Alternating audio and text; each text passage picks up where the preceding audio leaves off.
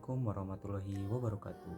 Perkenalkan, saya Hendrik Permana Yuda dari Universitas Islam Negeri Sunan Gunung Jati Bandung, Fakultas Syariah dan Hukum, jurusan Ilmu Hukum kelas D. Sebelumnya saya akan menjelaskan terkait kasus perceraian di Indonesia sendiri. Di Indonesia sendiri dari tahun ke tahun kasus perceraian itu terus dengan Provinsi Jawa Barat dengan kasus perceraian yang paling tinggi di Indonesia. Dan di Jawa Barat sendiri dengan Kota Bogor yang paling tinggi kasus perceraian. Selain dari itu, banyak faktor yang menyebabkan perceraian itu sangat meningkat. Di antaranya adalah perselisihan dan masalah ekonomi.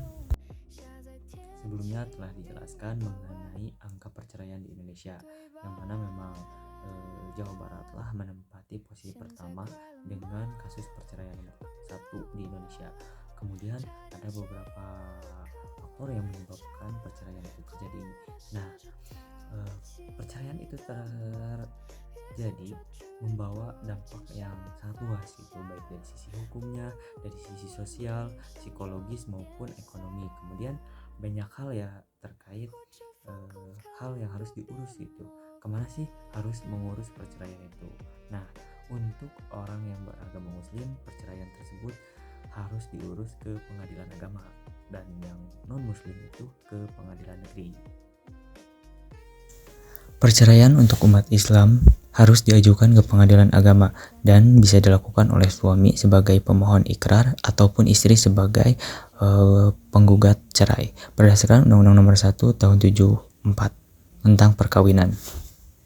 Selanjutnya ada prosedur persidangan di mana majelis hakim di situ ditunjuk oleh pengadilan berdasarkan pasal 73 sampai 74 KHI dan pasal 118 HIR, dan kemudian pengajuan gugatan diajukan oleh penggugat sesuai dengan domisili penggugat. Kemudian ada upaya damai, yang mana upaya damai tersebut dilakukan menurut Perma nomor 1 tahun 2018 tentang prosedur mediasi di pengadilan, yang mana mediasi tersebut wajib dari proses perkara termasuk proses perceraian. Ada dua macam gugatan. Yang pertama ada permohonan cerai talak oleh suami, dan yang kedua ada gugat cerai oleh istri, di mana permohonan cerai talak oleh suami dilakukan oleh suami terhadap istri, dan kemudian gugat cerai dilakukan oleh istri terhadap suami. Permohonan cerai talak dari suami. Yang pertama ada pengajuan permohonan talak oleh suami dan mendaftarkan permohonan ikrar talak tersebut ke pengadilan agama di domisili istri. Kemudian ada penetapan hari sidang, di mana menetapkan majelis hakim dan penjadwalan sidang. Yang ketiga ada pemanggilan tergugat, yakni istri itu sendiri, dan yang keempat ada sidang pertama, yakni mediasi. Di sini hakim memediatori dan mencoba mendamaikan kedua belah pihak. Jika ada hal yang bisa dirasa damai, maka akan dilakukan.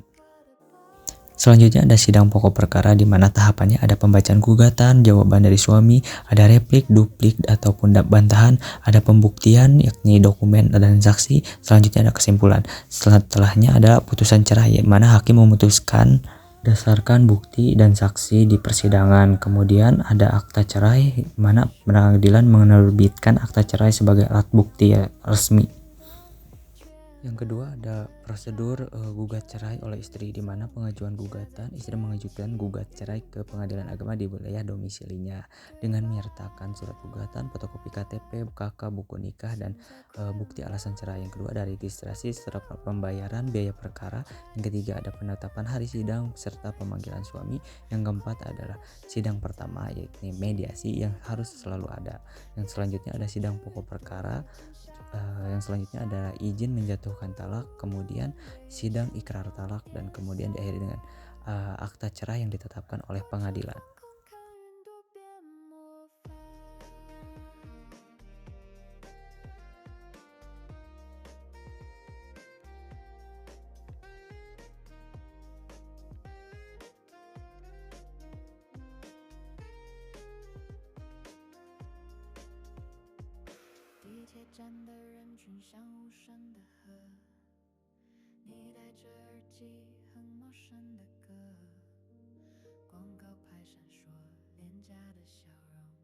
可谁真的在乎你瞳孔里的火？